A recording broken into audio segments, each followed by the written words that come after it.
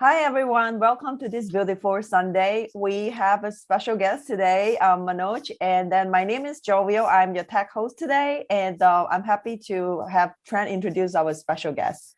Trent, please take it. Thank you. All right. Thank you, Jovial, and thank you, everybody, for being so patient despite some technical difficulties, but this is going to be a good day. Despite that, we have a very special guest. He is a coach. He is a very talented, passionate guy and a friend of my brother's. So I learned about him that way and have known about him for several years. And, some lines got crisscrossed and I got to talk to him more directly. And I said, man, the stuff that he's saying is really resonating with me as well. And I really liked his approach to furthering education, to, continuing learning and I watched some of his videos and they're really good. So I really wanted to share. So this is Manoj. He's from Washington, DC at the moment. And take it away. Yeah, hi everyone. Thank you, Trent. I really, really appreciate that. Thank you for having me here. It's part of the Light Warrior Collective. This is such a cool vibe. I love the videos that I've seen so far, and I love the community. It sounds really amazing. From what I've seen in the Facebook group and I've seen on the YouTube videos, I just see like a high vibration around everything. But yeah, I'm a life coach and I've had years and years of training in coaching, as well as neurolinguistic programming, hypnosis. That's usually my foundation. And I've done a lot of energy work with bioenergetics and using subconscious release technique, which is a technique I'm going to hopefully be able to show you all today. And I've had a lot of experience with EFT and HUNA as well. So I'd like to just give you a bit of an overview of what I'm going to go over today. And hopefully we can, 1 second, please. Just gonna, okay, here we go. So I'm going to go ahead and try to cover all of this in the time that we have. So I'm going to just go over a little bit of the basics about what we're told about manifesting. And then I'm going to cover a little bit about the anatomy of beliefs. And this is going to kind of show why we behave certain ways that we behave, why our habits are the way that we are. And then I'm going to share my own personal journey with money, right? And I'm going to just try to share what I've learned and where I'm going. Right. I don't have it all figured out. You don't see me on Forbes top 100, but I have learned a lot of lessons, made a lot of mistakes, learned a lot from those mistakes. And I've had a lot of wonderful coaches and trainers along the way. So I'd like to just share what I've learned over these years. And then I'm going to work with some of you around clearing. So I'm going to use one of the techniques that I'm certified in called subconscious release technique. This helps specifically with the area of uncovering limiting beliefs, traumatic memories, negative emotions, and even breaking habits if you really dig deep into it. And I'm going to talk a little bit about intentions, outcomes, verbal influence, mindsets of the ultra wealthy. And I'm going to do an exercise with you around building your own wealth identity matrix. And this is going to help you with shifting your identity. And this is not just going to be a one and done kind of thing. This is going to be kind of like some homework that you'll have to do ongoingly throughout life to kind of just really root yourself into wealth, right? And I'm going to give you some other tools around stacking the deck for your wealth and your success. So I'm just going to go in and just talk about what we've been told around manifesting. And you may have heard that phrase, be, do, have, right? If you be it, you just do it, and then you'll have it, right? And then we're told this oftentimes. And some things that we've also been taught are thoughts lead to feelings, feelings lead to actions, actions lead to results, right? So you've seen the Eastern take on it, be, do, have. You've also seen what one of the coaches and trainers, T. Harv Eker, talks about, right? Thoughts lead to feelings, feelings lead to actions, actions lead to results. And you may have even seen the process of manifesting, illustrated as such, right? Your thoughts, if I just think about, I'm going to make $20,000 a month, and I feel really awesome about making $20,000 a month. And then I can have that business plan, and then I'm going to make $20,000 a month, right? This is what we're told. And it seems very simplistic and it makes sense to us, right? Consciously. but it doesn't always work out the way that we think it's going to work, right? And we're also told that, manifesting can work in the other way too. If we think about things with the wrong context or a disempowering context, right? Like it's too hard to exercise, and then I feel really just not motivated. Then, I'll make excuses and I won't take any action, and then I'll have no results to show, and then, there won't be any beach body this summer, right? We're taught these things around manifesting being as simple as thoughts, feelings, and actions, and then you'll get the results. And to a degree, that is true. I just want to show some other parts of the equation that really are important, that have worked for me as well. So this is what I'm going to talk about, the anatomy of beliefs. And you may have heard this analogy being given by other trainers as well. It's very popular in the EFT community. You might have seen the analogy of a table, right? So think of beliefs as a table, right? So you might have a limiting belief like I'm not good enough, right? And that makes up the tabletop. And what reinforces that feeling of, or that belief of I'm not good enough, might be these memories, right? So we might have 4 memories that show up from childhood or from earlier on in life. So maybe age 4, I went to the principal's office, and maybe age 15, I got publicly rejected in front of everybody, in front of the whole school. And then maybe at age 12, my parents got divorced. And then maybe at age 16, I failed my driver's license. And then all of these reference experiences kind of create legs for that table to stand. And then I'm left with that belief, I'm not good enough. So this might be the understanding a lot of you have based off of different trainings you've had. But I also want to add a different element to this as well. So in addition to the legs being composed of those reference experiences or those memories, you also have emotions, right? There's emotions. So that feeling of that belief I'm not good enough is held up by those memories, but each of those memories might have their own set of emotions. And you see those standing up right there, right? So that feeling, so that memory of going to the principal's office, that might conjure up or summon up that feeling of hatred, embarrassment, sadness, worry, right? That belief or that memory of getting rejected publicly, right? Nobody likes being rejected publicly. That might bring up emotions of humiliation, shame, guilt, or fear. That belief of, or that memory of parents getting divorced, that might bring up emotions of despair, sorrow, apathy, rage, right? And so similarly, you see how these emotions are like glue, and it keeps the belief I'm not good enough rooted through those memories, through those reference experiences. And then those are just negative emotions. And now you also have positive emotions. And you might be wondering, what does that actually mean? How can positive emotions be tied to limiting beliefs like failing a driver's license test or going to the principal's office? But what I want to show with you is that those memories, right, going to the principal's office, those might be blocking you from feeling the positive. So going to the principal's office might be blocking you from feeling appreciation. Getting rejected publicly might be blocking you from believing in yourself. It might be blocking you from letting go. Your parents getting divorced at age 12, it might be blocking you from feeling safe, because if things were torn apart in the household, it may not feel safe anymore. It might make you feel a lack of trust in people. It may make you feel a lack of love.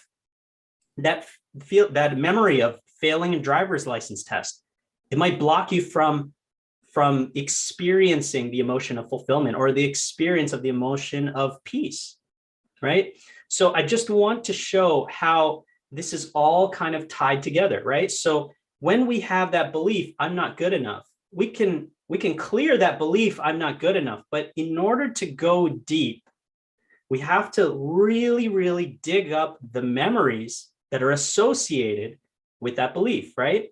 So when we dig through the memories associated with that belief, there's going to be negative emotions tied to that memory and blocks to the positive emotions, blocks to feeling, experiencing, and living those positive emotions. because you do want to live peace. You do want to live love. You do want to let go. You do want to have appreciation, right? So what this looks like is, in order to go deep, you have to completely wipe out the table legs in order for that table to come crashing down, right? So I'm going to just share with you my own personal journey with money. And it's not like I have, I'm not a multi-billionaire, okay? So I'm just going to stay that very upfront. And I'm only going to be sharing a certain portion of time in my journey.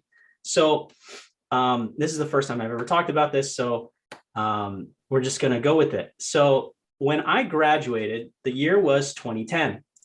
And that was a time when jobs were not readily available, or at least that was my belief, that jobs are not readily available, right? I was watching the news and I was hearing about how, you know, there's a recession and all this, that, right? So I'm in the States. And I want to also keep in mind that when I graduated, my degree was a bachelor's of science, and I was ready to go down the pre-med route. And I did not get into medical school. So when I was graduated, I really had no plan. I was like thinking, okay, so do I want to work with test tubes and work in a science lab? Or do I want to do something that I want to do from here on out? And so I chose, you know what? I want to work in technology. The only thing is I didn't have a technology degree.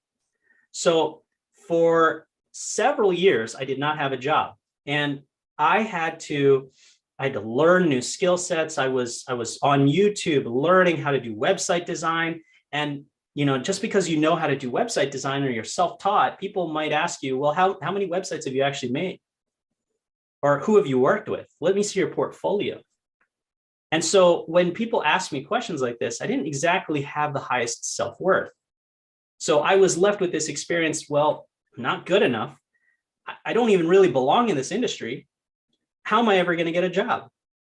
And so I tried to do freelance work. And many times during my journey, those first few years, I had to pretty much do jobs for free, build up a portfolio, try to prove to people that I do belong here. And you can see how the beliefs and the results are very closely aligned, right? So for a good while, the first few years, the first 2 years, I wasn't making much money at all. I was making maybe pennies on the dollars, right? So I was pretty much at a flat line of zero. Okay.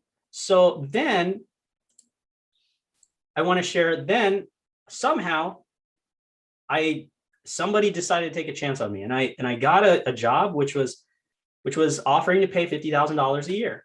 And I was like, yes, I hit it big, $50,000 a year. I've been waiting for this, right? And so I was so happy, so excited.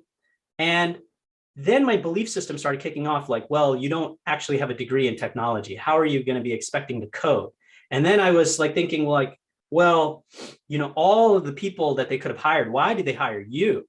And then I was thinking, well, okay, they have certain expectations of you. You need to be able to code in this language, that language. You're not going to be able to keep up. So all of these thoughts, beliefs started impacting me, and I started to take it in, and I did not have enough wiring in the right way to combat that. And lo and behold, what ended up happening, I held on to this job for about just short of 3 months. And then I got let go, right? So I got canned, right? So then my salary drops down to zero, right? And then while my salary is at zero, I am like really rethinking this. Do I want to go back to school, maybe get a different degree and spend more money on that? Or do I want to like study more? Or do I want to just reapply for jobs? What am I going to do? What am I going to do? What am I going to do? What am I going to do?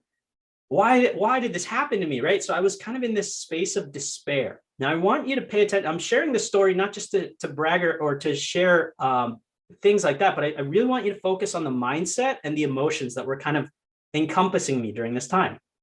So my salary is back at zero. So I'm not really making a case for why I should be here yet, right? So I'm here and I'm just like kind of in this despair space, and I'm going through the motions. And so then somehow I get a phone call, and they're offering to give me a job.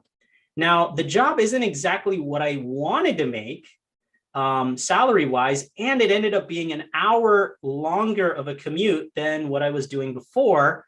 So I didn't really have much choice, is what my mind was telling me. I have to just take it. I have to just put up with it, take it, build back, and come back stronger. That was what my mind was telling me.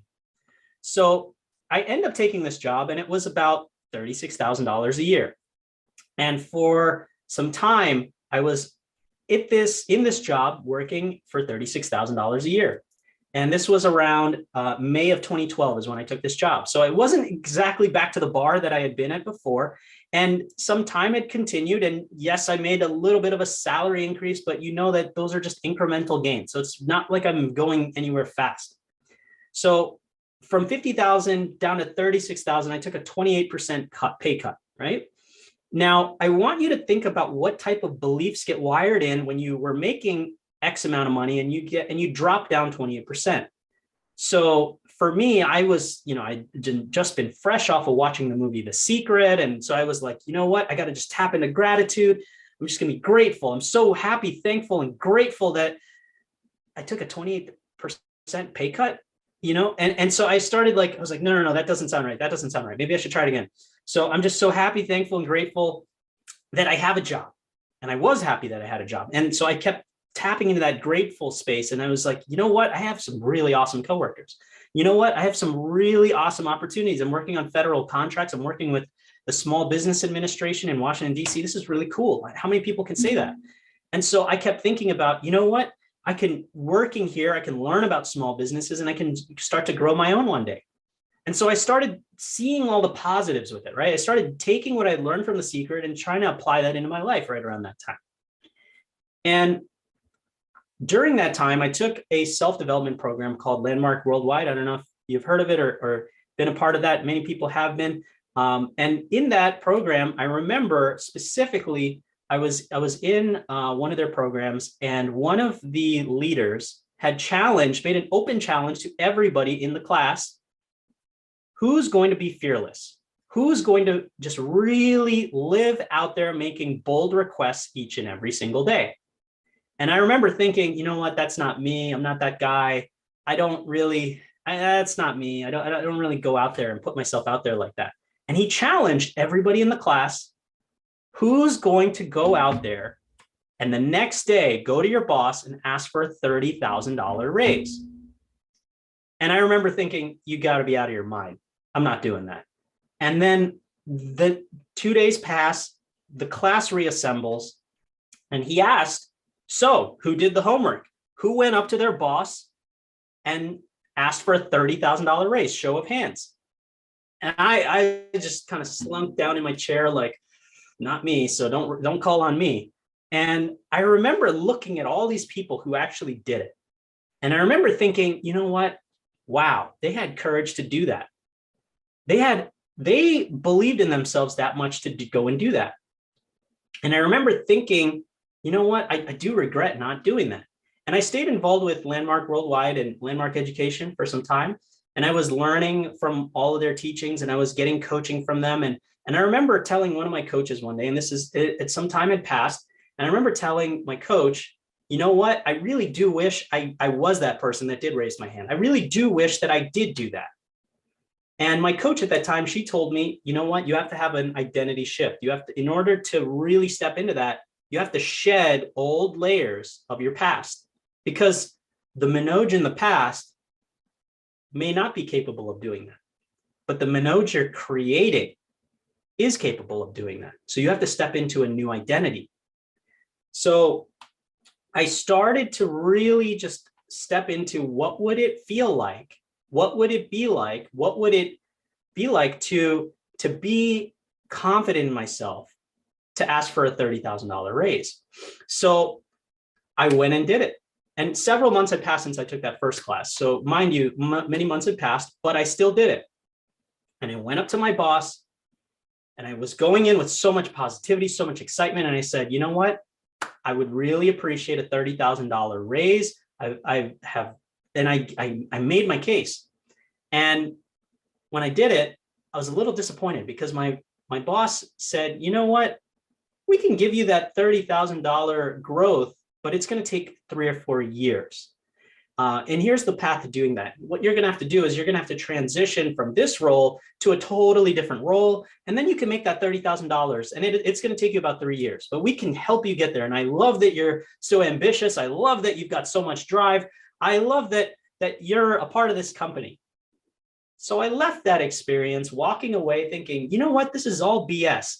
I stayed in gratitude. I made these requests. What the heck just went wrong, right? So, and I remember thinking, you know what, that's not the right way to think about it.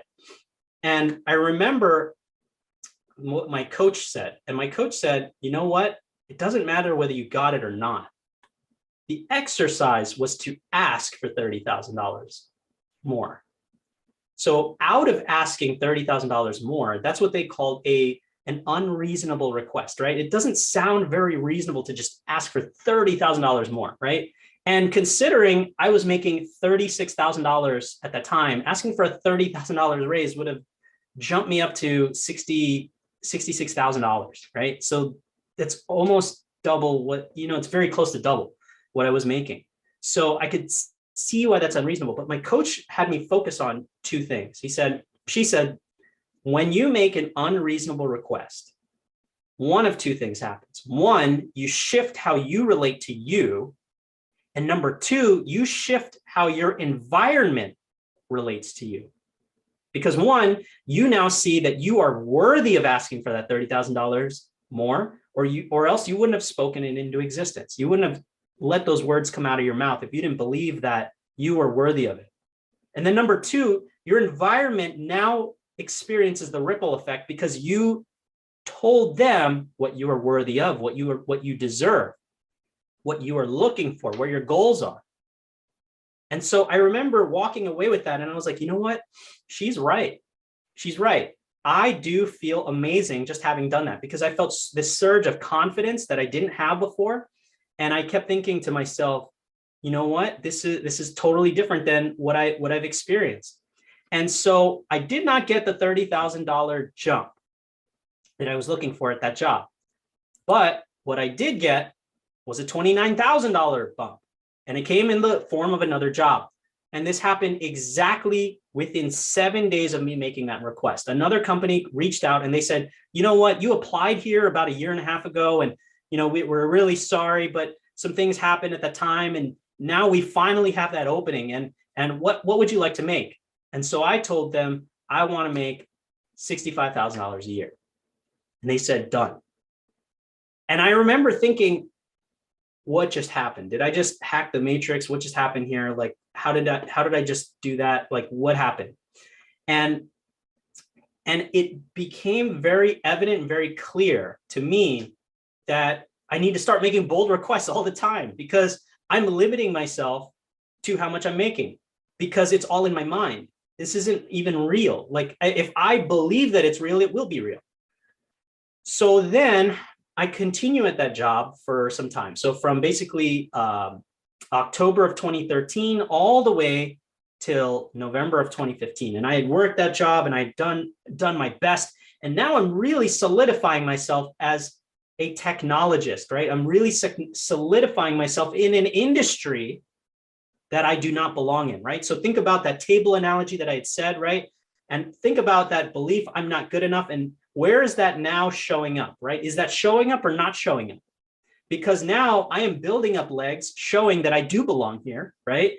I'm building up legs saying that people do value me at least this amount of money. And then people are willing to take a chance on me, right?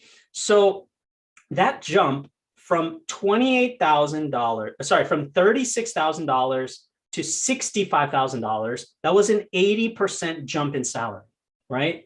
So 80% jump in salary. So I just want everyone to keep in mind like that impact of self-worth, that impact of believing in yourself, and that impact of making bold requests, right? So then I had been there for some time, but then the mediocrity of my belief system started to sink back in and it started to pull me back down. And I stopped remembering the teachings, the coaching, all the things that I learned. And so then I started thinking, you know what, it's time for me to make another jump. So I asked my boss for a raise and my boss said, you know what, we're going through some tough times with the company right now. We can give you a $5,000 raise, but we can't really take you up that much higher. And so at least for another year or two. And so I remember being a little disappointed. And I remember thinking, you know what? I wish it was as easy as the first time. Like what happened back then? Was that just a fluke?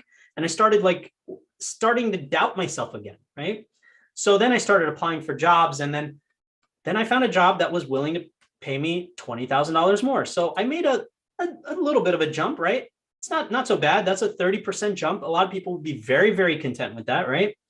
And I was very happy, and it was a really great environment to work on. It was a really amazing company and a really nice organization in my next job, right?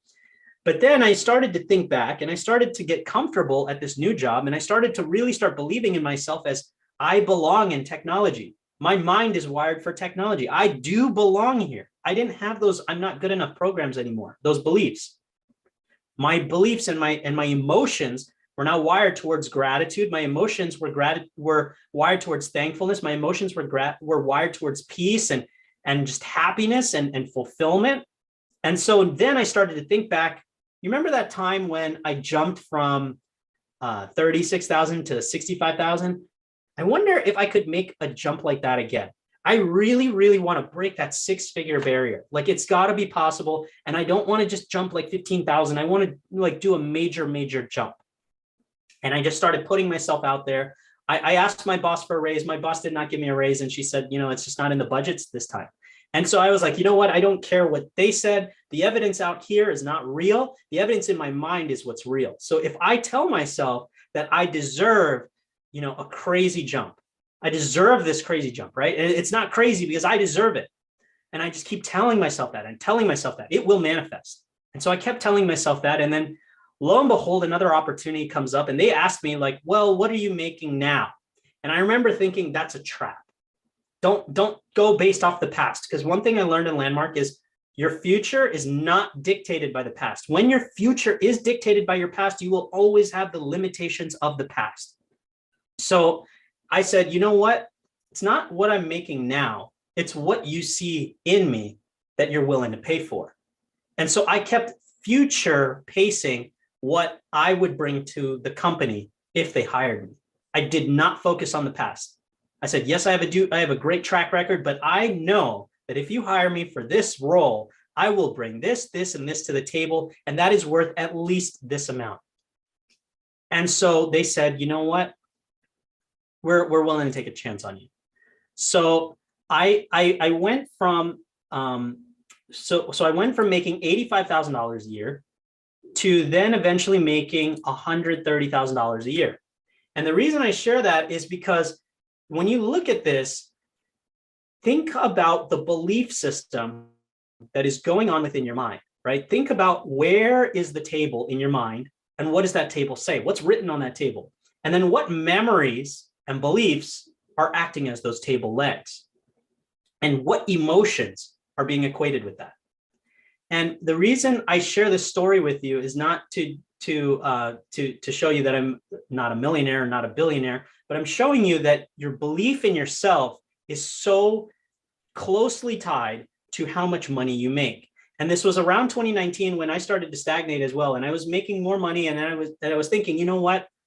I don't care whatever is going on in the world around here, right? So if the world is in a pandemic, great. I am going to make money even when there is no evidence of making money. And so I started learning investing. I was starting to build my own coaching business. And I just kept focusing on the future, not on the present, not on the past.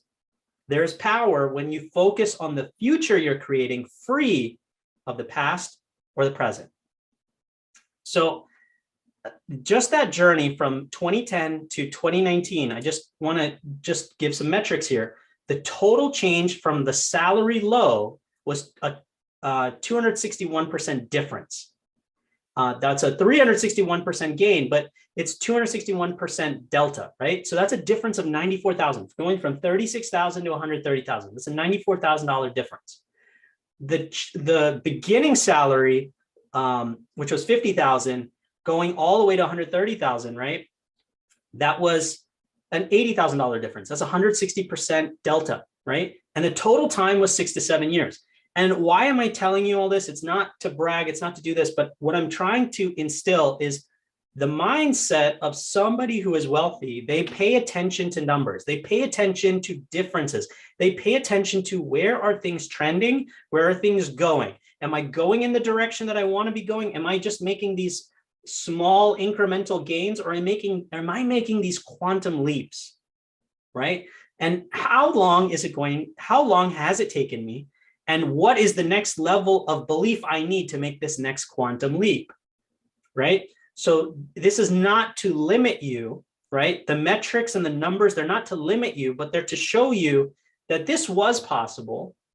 Now let's set that aside. Now, what do I want to be possible going forward? So I'm just going to take a moment, and I do want to do a little bit of clearing. And so I've talked to you a little bit about clearing limiting beliefs and how beliefs are deeply rooted in memories and how there's emotions tied to those beliefs. And so what I want to show you right now is something called subconscious release technique. And so there's a company called SRT Global, and they do a technique. And what this looks like is they have an emotion list. And so on the left-hand side, you'll see a list of negative emotions here, right? In the first one and the second column. And then you also have a third and a fourth column, and these are blocks to feeling positive emotions. Now, what I learned to do for myself was go through and clear myself of beliefs.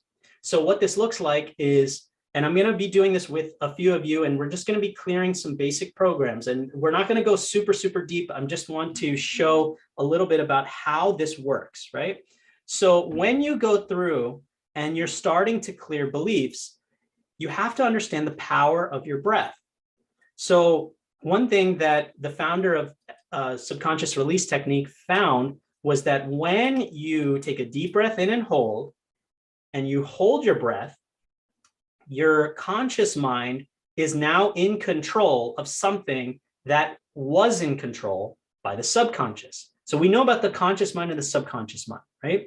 So the conscious mind has a limited focus, right? It really makes up like 10 to maybe like 15% of our entirety of our mind, right? But our subconscious mind is this vast, powerful arena of just like just so much knowledge, right? So think about every single conversation you've had, it's stored somewhere in your subconscious. Think about everything somebody has told you, it's stored somewhere in your subconscious. Think about every thought you've had, it's stored in your subconscious. In addition to that, your subconscious is responsible for your heart beating. Your subconscious is responsible to what your clothes feel like on your skin. Your subconscious is responsible for your breath. All of this is automated by the subconscious mind, right? So when you take conscious control of something that is previously run by the subconscious, your mind gets tricked a little bit. So when you take that deep breath in and you hold, your subconscious mind goes, what's going on here? I thought I'm in control of inhaling and inhaling and exhaling. I thought I was in control of expanding the lungs and contracting the lungs. What's happening here? And so it starts to pay attention extra to what comes out of your mouth next, or what comes out of your mind next.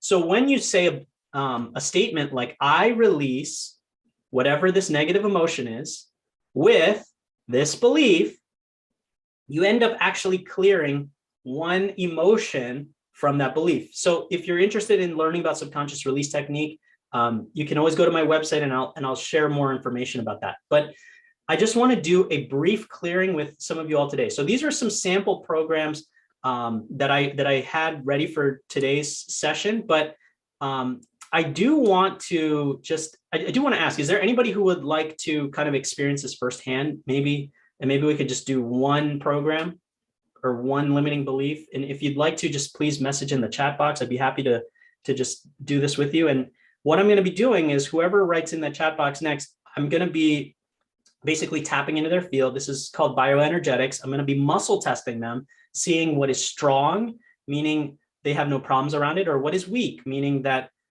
there is something around their limiting belief patterns around this, right? So is there something that anyone would like to do? Otherwise, we could always do one of the programs that I have on the screen.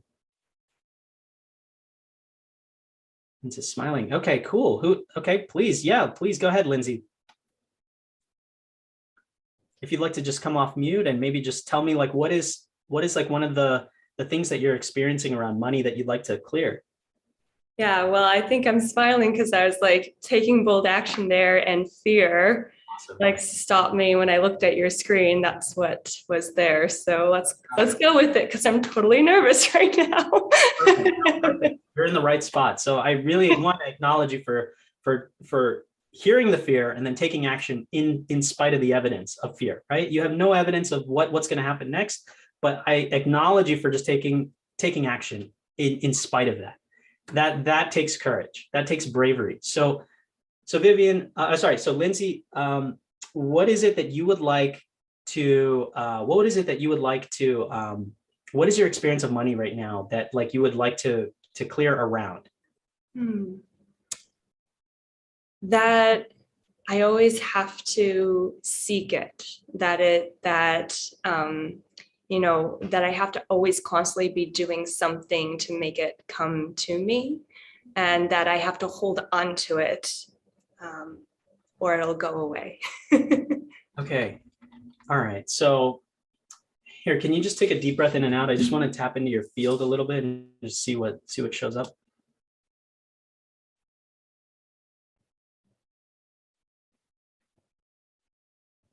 Okay.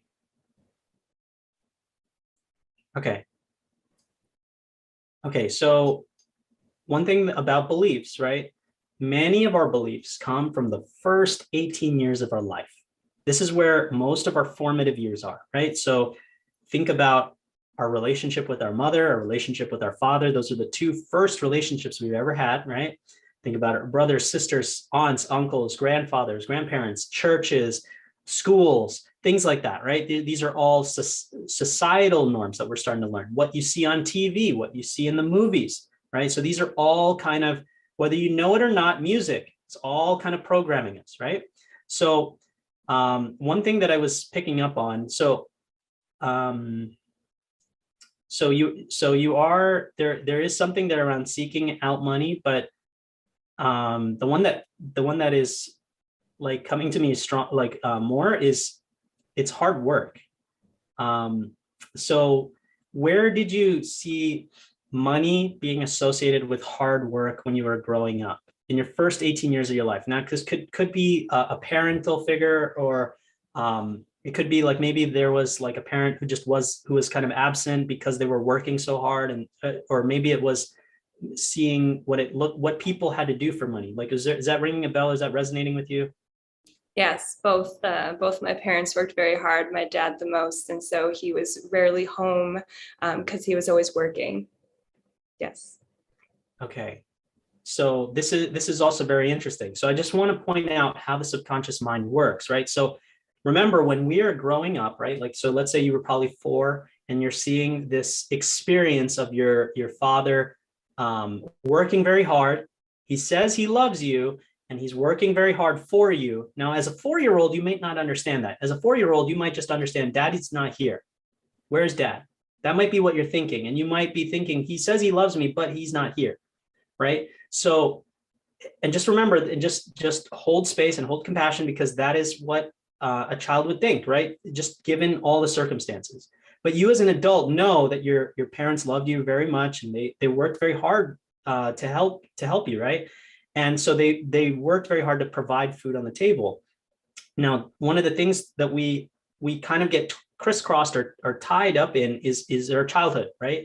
So a lot of times we tend to make these associations, right? And the lines kind of get crossed here between beliefs. So we might make it mean that you can, like, you have to sacrifice for money, right? So I'm actually testing you on that. Sacrifice for money is not, so that one's kind of a little bit of work to do. It's hard work is the one that's like really showing up very present right now. So if this resonates with you all, just start to like do some digging, right? So like journaling is a very big part of this process for me personally. So I just journal around, what is a belief that I have?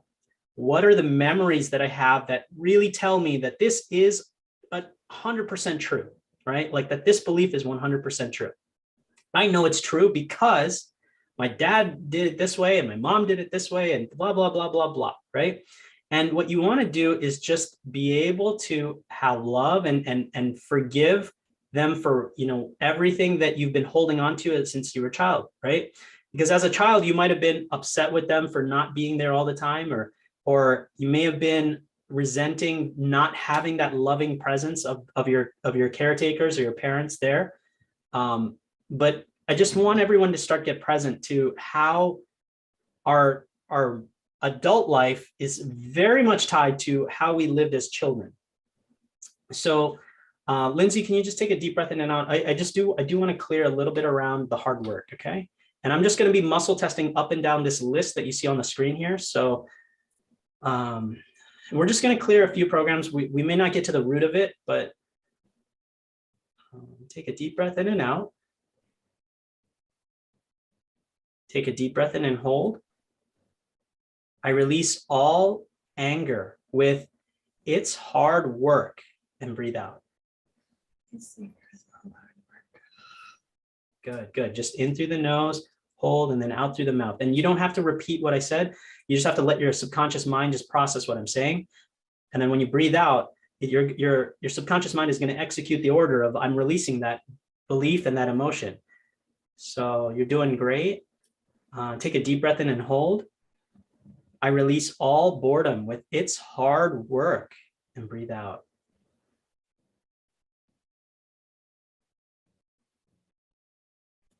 Take a deep breath in and hold.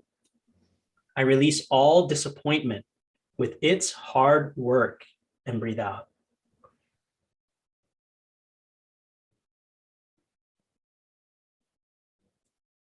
Take a deep breath in and hold.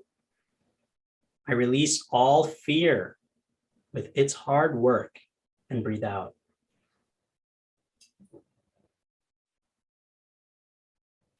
Okay, and this is totally normal. When you start clearing, you might start to notice sensations in your body. You might start to feel your chakras if you're aware of those. Take a deep breath in and hold. I release all grief with it's hard work and breathe out. I'm starting to feel a little bit of the tension in my shoulders starting to get a little bit lighter. So you might be feeling something similar, like in your back or your neck area. Take a deep breath in and hold. I release all irritation with it's hard work and breathe out. Good. Take a deep breath in and hold. I release all resistance with it's hard work and breathe out.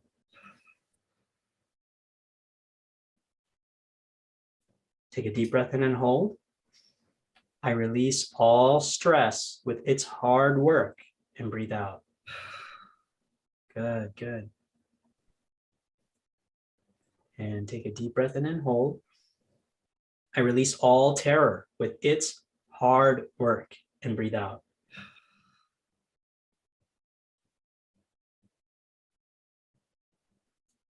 Take a deep breath in and hold. I release all blocks with giving with it's hard work and breathe out.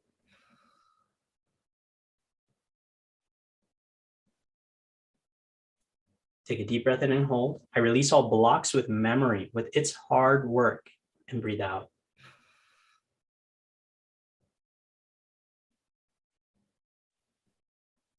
Take a deep breath in and hold. I release all blocks with organization with it's hard work and breathe out. Take a deep breath in and hold. I release all blocks with receiving with it's hard work and breathe out. Good, good, good, good.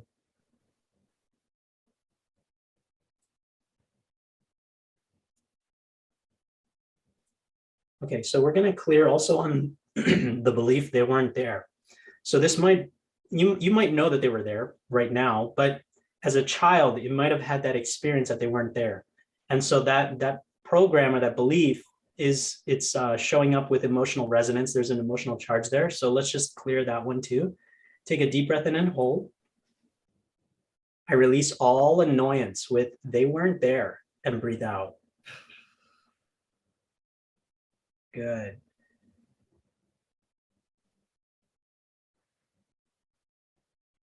Take a deep breath in and hold.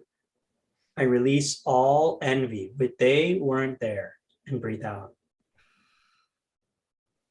Good.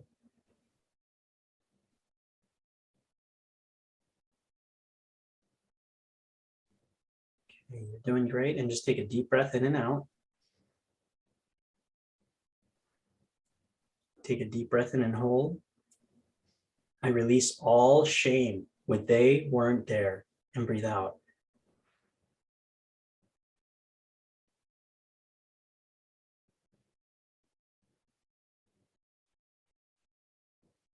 Take a deep breath in and hold. I release all blocks with gratitude with they weren't there, and breathe out.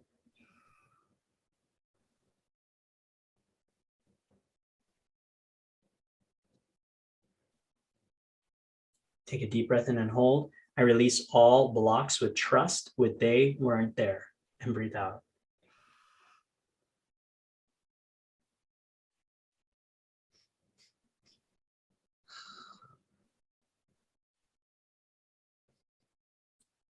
Okay, and take a deep breath in and hold. I release all anxiety with why weren't they there for me, and breathe out. You're doing great. You're doing just great. You might notice some tension in your body, like just starting to get a little bit lighter. I'm starting to feel something around the neck. So I don't know if you're feeling that, but that's usually a sign of like a deeper release. Take a deep breath in and hold.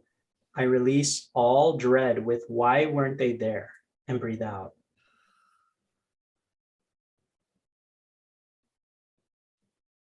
Very good.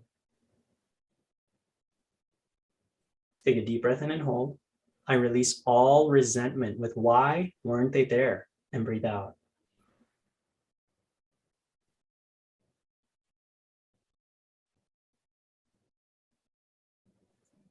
Take a deep breath in and hold. I release all blocks with enjoyment with why weren't they there, and breathe out.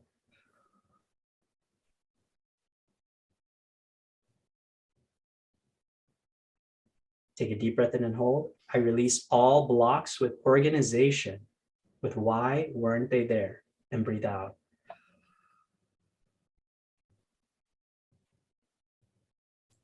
And take a deep breath in and hold. I release all blocks with trust with why weren't they there, and breathe out. Okay, so Lindsay, how are you feeling so far? Release. Good. And so that's what the clearing process looks like. And what we do next is we do what's called positive fill-ups. And this is where you, now that you've just kind of cleared away a layer of your subconscious, now there's fresh soil that you can plant seeds in. So we use the same technique to add more empowering beliefs, right? So just take a deep breath in and hold. I am so happy, thankful, and grateful. I love myself. I trust myself, and I accept myself no matter what, and breathe out. Okay, and take a deep breath in and hold. I am so happy, thankful, and grateful. I believe in myself.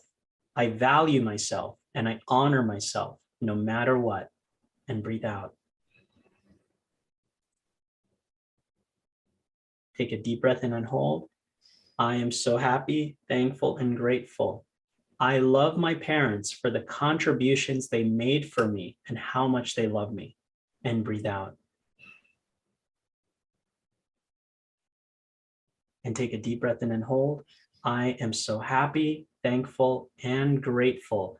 I am open to receiving even better than I can imagine in all areas of my life, and breathe out. Take a deep breath in and hold. I am so happy, thankful, and grateful. Money comes to me easily and effortlessly, and breathe out. Take a deep breath in and hold. I am so happy, thankful, and grateful. I can have love, and I can have money, and I can have health. And breathe out. Take a deep breath in and hold. I am so happy, thankful, and grateful. I seek money out and I receive money for my efforts. And breathe out. Take a deep breath in and hold. I am so happy, thankful, and grateful. Money is effortlessly attracted to me. And breathe out. Okay, and Lindsay, how are you feeling so far? Yes, more connected, more release and resonating with the statements. Okay, awesome. That's good. That's exactly kind of what happens when you do releasing. And we just did this for a couple minutes right now. So we didn't get very like deep into it, but I'm trying to just show you what's possible from this. And if anybody would like a session with me, you'd be happy to do it. I do free 30-minute sessions for people, but I do want to just also tie this back to kind of what we were going through, right? So the part about parental influence is it's a big part of the clearing process, right? Because our parents only knew what they knew, and they didn't have everything figured out, right? So forgiving the parents for the past, it's a big part of the equation. So I do want to talk about verbal influence, right? So this is a picture of an Aikido practitioner, and he's in Aikido, it's a martial art where you use the other person's momentum and you use leverage to gain the outcome you're looking for, right? In self-defense. So these are some of the tools that I used within verbal influence. And you might be wondering, like, what is this? Why are we talking about this? Why is this important to money? But what I want to show is that verbal influence is important, because when you set an intention, you're inevitably going to find a roadblock. And when you come up against a roadblock, you have to pay attention to what is going on in your mental state, your emotions, your mind, your beliefs, right?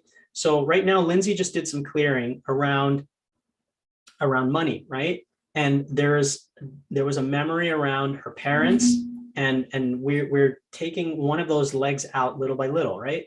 So when you do this process and you start to take on a new mindset, you're eventually going to find some resistance that is telling you, hey, you don't belong here, right? Just like how when I asked for that raise, and that my boss tells me like, oh yeah, we can put you on a 3-year track in order to get there.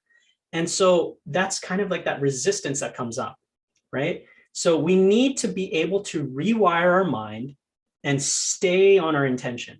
This is one of the mindsets that's so important for wealth building, because people who are wealthy, they do not give up at the first sign of resistance or the first sign of a roadblock or an obstacle. They stay focused on the intention, right? So if I say I'm going to make $1 million, I will find a way, right? So these are some of the verbal influence tools, and you can use this in your self-talk. You can use this when you speak out loud, right? So let's say somebody tells you, you know what, there's no way you can make $1 million in a year. That's just not possible. One of the first ones I like to say is up until now. Up until that might be true up until now. And that's what that's telling your subconscious, is that regardless of the past, that does not apply here with me, right? So use these little phrases to kind of keep yourself on your intention, because you will face resistance, you will face roadblocks, but it's how you contend with it that shows whether you're staying on the right track or whether you're getting detracted, right? So up until now, that's a big one that I use, right? And sometimes people might say like, oh, you just can't do that, or like, this is just not possible. I like to just add at the very end, maybe for some people, right? You don't have to be disagreeable with anybody. I'm not saying you have to get into arguments with people, but it's okay to just say maybe for some people. And what that's doing is it really doesn't matter how the other person responds. It's really what you're telling your subconscious, right? So remember, every word coming out of your mouth, every word that you listen inherently is programming your subconscious, right? So if somebody's telling you, it's just not easy to make money, maybe for some people, right? So use these words to kind of keep you empowered, right? This is in NLP, they call this reframing, but you also want to just take these away so that you can use this in your everyday life, because you want to stay on your intention. So somebody tells you, like, it's just not possible to make jumps like that. That hasn't been my experience, right? And you don't need to go into arguments with the person. It's just, you need to keep your subconscious pure. You need to keep your subconscious on the intention that you set, right? And then sometimes people get nosy, right? So this is something that I've noticed a lot of times when you set a goal, right? Sometimes people who are in your circle, people who have been close to you, whether they know it or not, maybe they're totally loving people. Sometimes they get nosy. Sometimes they need to know what you're doing. They need to know what your goals are. They need to know certain things. But one thing I've personally noticed is you have to be very mindful of who your inner circle is. You don't just share your goals with everyone. You have to keep it very, very close with the people who vibrate at your energy, who are willing to empower your energy and keep you on that path. So if you find something, if you find somebody who's just being very nosy, or how much are you making on this, or why are you charging so much? You can just politely say that's not something you need to know, right? So, even in the government, they have this whole classification system called confidential, right? It's on a needs to know basis.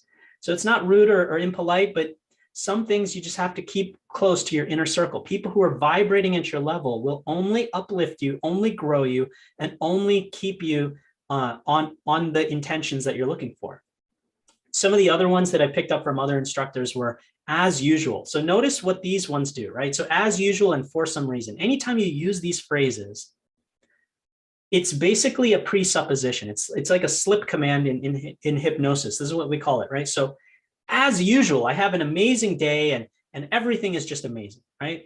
So what that's telling your subconscious is that my day is amazing and this is usual for me, right? So it's kind of just tricking your subconscious mind into thinking that this is the norm. So as usual, I find money-making opportunities each and every day. It might sound silly, but your subconscious mind is getting programmed. So use these as affirmations, belief changes, and do deep breathing with it. So take a deep breath in.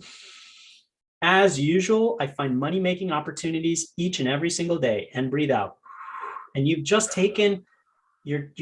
allowed your mind to get programmed one little bit more than it was by television, by the media, by the news, by Facebook, by Twitter. And you're taking responsibility for that, right? And for some reason, this is a really interesting one, because when you say this phrase, for some reason, the universe just always finds a way to make things work for me. For some reason, I just find that people always want to make business deals with me. So whenever you say that phrase, for some reason, it's almost like you're having an aha moment and you're shifting your vibration, and it's telling you that this is, whatever comes next is true. So pay very close attention to those ones. You can use this in affirmations and belief change very well. Now, one thing that the last one is I remain rooted in. This is like a really powerful one. Inevitably, you're going to find people who are just trying to, they don't like that you're leveling up, and that's fine. But you have to tell yourself self-talk, right? So I tell myself, I remain rooted in peace. I remain rooted in love. I remain rooted in forgiveness, right? So remain rooted. What does that do? So rooted means, think of like a tree rooted, right? Roots go deep on a tree. So when you are rooted, it means that you're not shaken. And when you say the word remain, it means that you have always been rooted and you will stay rooted. It's a little bit of a play on timelines here. So these are some of the verbal influence keys that I share with people to help you stay on your intention. Remember, it's important you set an intention, you not get shaken by those intentions. And so sometimes verbal, people will try to either bring your energy down or try to tell you why that's not possible. And it's not for you to take on their frame or their mindset, but it's for you to take responsibility for your own frame and mindset and level up, right? And here's what I call my frame mastery pyramid. And so part of this is recognizing where all these parts of the puzzle fit, right? So we've talked a lot about speech, self-talk, verbal influence. This is really where the subconscious mind shines. Physiology and anchoring, right? So using different poses to anchor in positive states, because whether we know it or not, doing things like this is only going to anchor in lower vibration spaces, right? Hunching over, crossing your arms, right? This is only going to lower the vibration. So you want to just be in a place that raises your vibration. It is scientifically proven. When you change your physiology, your emotional state, your vibration changes as well, right? So when you have that one with your hands on your hips, this is what I learned from a hypnosis trainer. When you have your hands on your hips and you're looking up and your chest is out and you're looking head on, it's actually you're programming your mind towards assertiveness. When you do this, you're programming yourself towards high positivity. And when you look straight up at the ceiling for a duration of about 30 seconds, it's almost impossible not to smile. You will inevitably smile. You will inevitably get into a high vibration space. So notice how you have control over your vibration, over your energy. And then when you combine that with self-talk, you are now allowing yourself to get programmed even higher, right? You're already at a baseline level of gratitude or positivity, and then you're adding self-talk and you're stacking on top of that.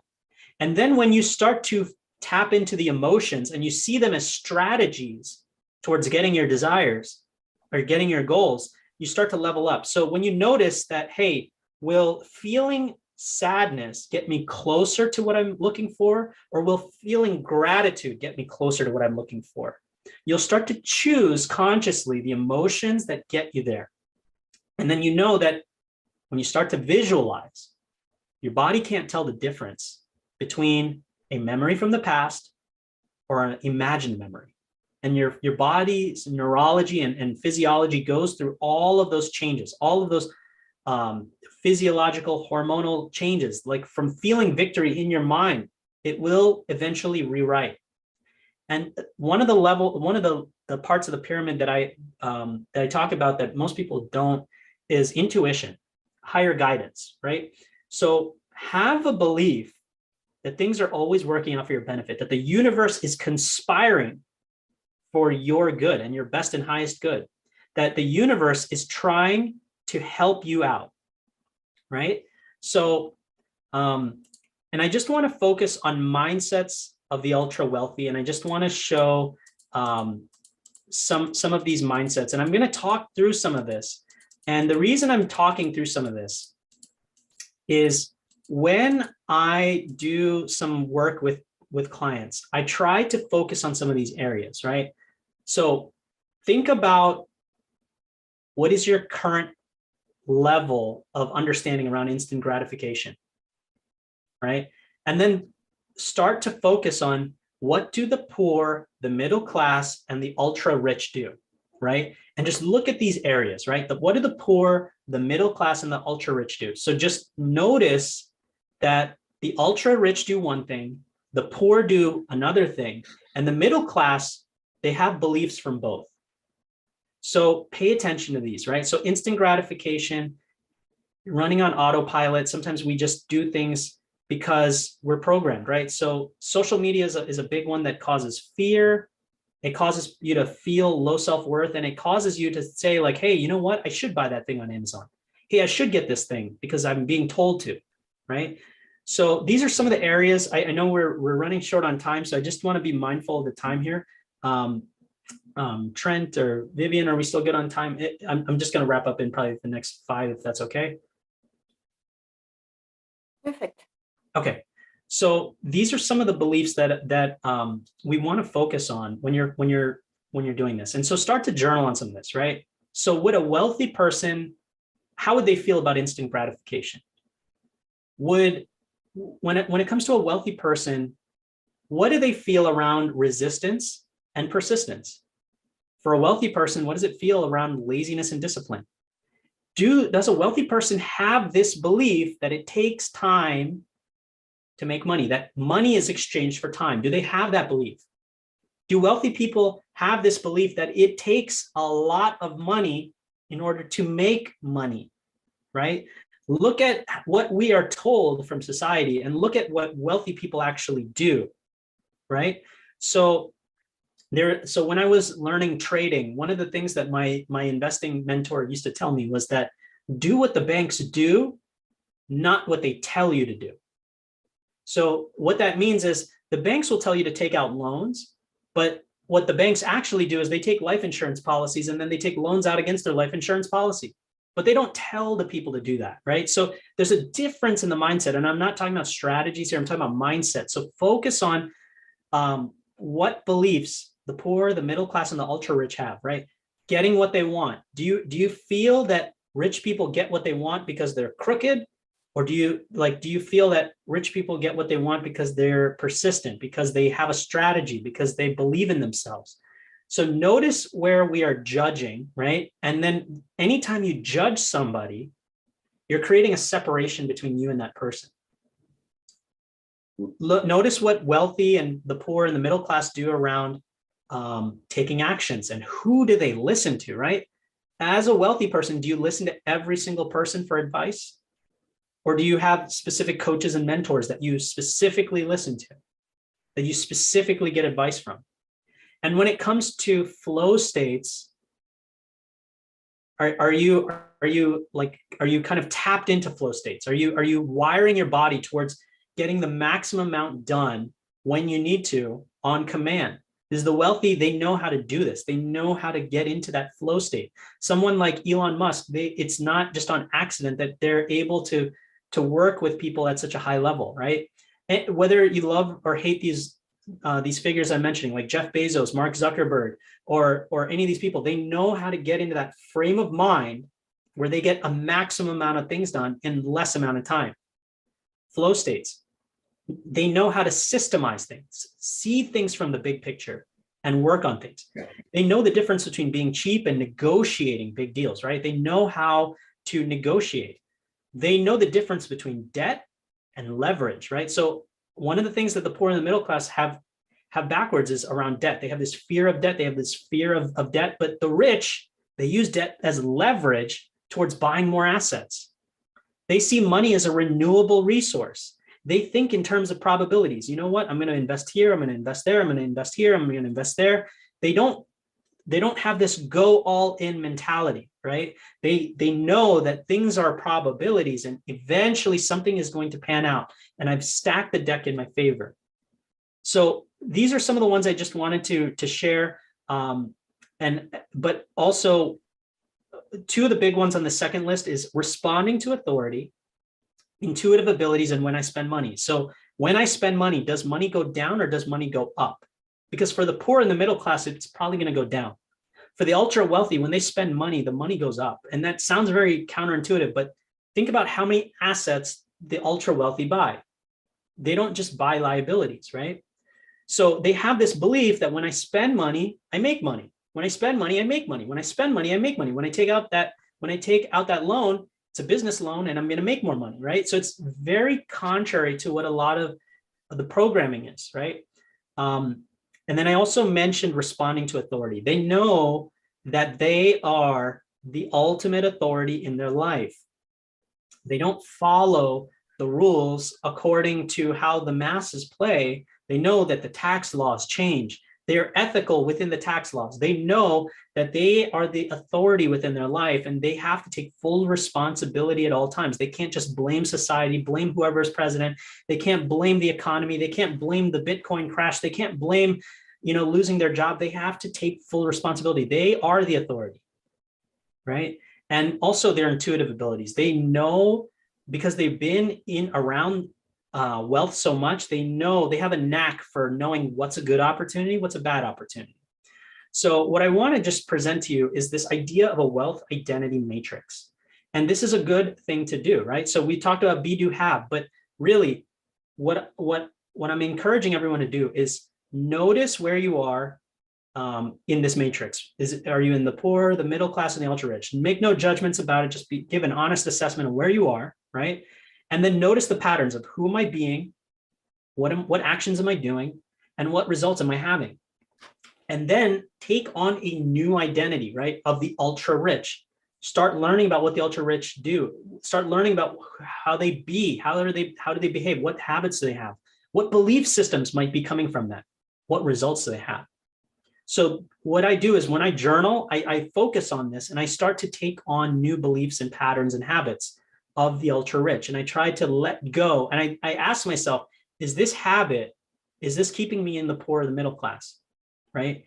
And so here's some things that I share with people for stacking the deck for wealth. Meditation is a must. It is a must. When you do breath work and you're just focusing on your deep breaths in and your deep breaths out, and you're seeing thoughts come in, and you're just focusing on your breath, and you're just letting the thoughts drift away. What is that doing for your ability to conquer instant gratification? When you see all those Facebook ads telling you that you need to buy this thing for your cat, or you need to buy this thing, or you won't be happy without this amazing shower head. Instant gratification. Just like when you do meditation, you are training your mind to stay present, to stay rooted in your intentions, to not get distracted by the thoughts, the programmings, the beliefs that are coming your way, right? And start really getting into a practice where you are enhancing your intuition, where you are downloading ideas like this would be a great idea, right? So think about like how all these billionaires, they just have these aha moments, right? That's something you can totally wire in and tap into. Journaling is a big part of the healing process. Making your own wealth identity matrix, and then staying present on your bank account, your portfolio, and your net worth, right? So do you think that the ultra wealthy just set that aside, out of sight, out of mind? Or do you think they're staying present to where do I stand with my net worth? Where do I stand with my bank accounts? Where do I stand with my credit cards? Where do I stand with all these things? They're very focused, not in a place of fear, not in a place of negativity, but they're staying there because they know they're playing a game. They know what their intention is, and they're looking at their scoreboard as to show them the indicator of their results. And they know also about their network, right? Their network is very important. You might have heard people say your network is your net worth, right? But really, when you look at your network, do you feel like you belong with the ultra wealthy?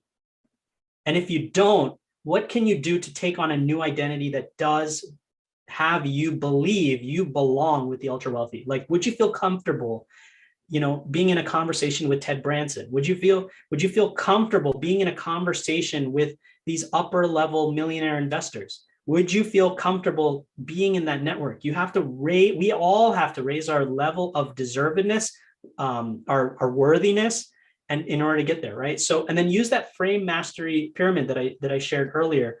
And part of the process is just knowing that you're peeling layers, right? So when you clear limiting beliefs, you clear these associated memories, these traumas, these emotions, you're now shedding layers of the past, and you're now able to step into that powerful new future. Seek mentorship or coaching. Find somebody who has what you want and go after it, right? Who do you listen to is like one of the key things that a man named Kevin Trudeau says in his CD set, Your Wish is Your Command, because you want to find coaches, mentors who can help you get to where you're looking to go, right? Help you shave off those years off your timeline. You don't have to make all those same mistakes that the coaches made. You can actually course correct even faster. And really growing your ability to influence. Remember, we mentioned that verbal influence, that verbal Aikido, right? So be strong in your belief system. Be strong in your belief that you deserve that intention that you're setting. Like, I believe that I deserve this $30,000 raise, and I'm not going to be swayed just because somebody's telling me I have to wait 3 years. I will have that $30,000 raise this year. I will have that, right? So grow your ability to influence, right? And then integrate with that wealth identity, that wealthy self, and start to gamify your success. Keep tabs on the scoreboard, reward yourself, appreciate yourself, celebrate when you are making those wins. So with that being said, I'd like to just conclude. I know I went way over, and apologize for that, but here's how you can reach out to me. And if you'd like to schedule a free session, my website below is manojvcoaching.com. And if you'd like to schedule an energy or belief clearing with me, I do free 30-minute sessions, and here's my link as well. And I do work with people that are looking to clear their emotions, their beliefs, their traumas, and rewire towards wherever they're trying to go in their life. So thank you, everyone. I really appreciate you all as the Light Warrior Collective for having me here. Thank you so much.